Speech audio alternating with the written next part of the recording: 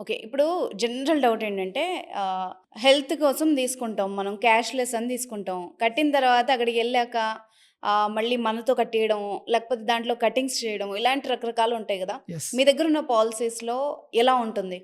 అట్లా ఎప్పుడు జరుగుతుందంటే మేడం, ఫస్ట్ ఆఫ్ ఆల్ ఏందంటే ఒక ఇన్స్యూరెన్స్ అడ్వైజర్‌ని అప్రోచ్ అవుతారు. అప్రోచ్ అయిన తర్వాత వీళ్ళేం చేస్తారంటే నార్మల్‌గా ఆన్‌లైన్‌లో చెక్ చేస్తారు. ఓకే. డిఫరెన్స్ ఉంటుంది ప్రీమియం. తక్కువుంటుంది ఆన్‌లైన్‌లో.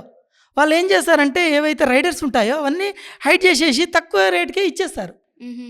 అలాంటప్పుడు ఇలాంటి ప్రాబ్లమ్స్ వస్తాయి. అందుకోసం ఎప్పుడు గాని ఒక అడ్వైజర్ చెప్పింది మాత్రమే తీసుకోవాలి పాలిసీస్. ఓకే. ఓకే. ఆన్‌లైన్‌కి ఆన్‌లైన్‌లో తీసుకోవడం ఏజెంట్ వల్ల చెప్పేదానికి డిఫరెన్స్ ఉంటుందా? ఉంటుంది. ఆహా! తక్కువుంటుంది. ఎందుకు అంటే ఇలాంటి మళ్ళీ అన్ని కటింగ్స్ పోతాయి. హుహు.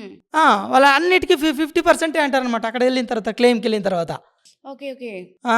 అందుకోసం ఈ డిఫరెన్స్ ఎప్పుడొస్తుందంటే మనము అడ్వైజర్ చెప్పింది ఇనకుండా ఆన్‌లైన్‌లో చెక్ చేసి తక్కువకొస్తుంది గానే తీసుకున్నామనుకోండి ఇలాంటి ఇబ్బందులు ఉంటాయన్నమాట. అయితే ఇప్పుడు నాకు కూడా పాలిసీ కావాలి, ఇన్సూరెన్స్ కావాలంటే ఆన్‌లైన్‌లో రకరకాల యాప్స్ ఉన్నాయి. చాలా చెక్ చేసుకోవచ్చు మేము. అవును. బట్ ఏజెంట్‌నే పెట్టుకొని ఒక అడ్వైజర్ సలహా తీసుకోవాలి అంటే దాంతో ఉపయోగాలేంటి? వన్ బై వన్ చెప్పండి.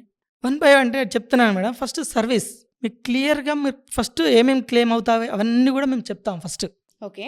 దాని తర్వాత ఏమైనా జరిగినప్పుడు గూడా మేము ముందుండి మీకు ఇవన్నీ సర్వీస్ ఇస్తాము. మీకేమైనా ఇబ్బంది అయిందనుకోండి పాలసీ తీసుకున్న తర్వాత ఎవరిని అప్రోచ్ అవుతారు? ఒక కస్టమర్ కేర్ నంబర్ ఇస్తారు.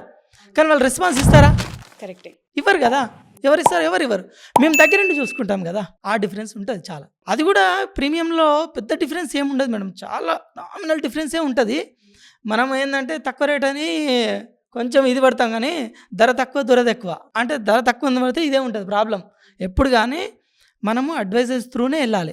ముఖ్యంగా నేను చెప్పేదేంటంటే, ఒక 2 విషయాల్లో మాత్రం అడ్వైజర్ సలహానే తీసుకోవాలి. ఫస్ట్ ఇన్స్యూరెన్సు, రెండోది రియల్ ఎస్టేట్. ఆహా! ఈ 2 విషయాల్లో మాత్రం కంపల్సరీగా మనం ఒక అడ్వైజర్ సలహానే తీసుకోవాలంట నేను.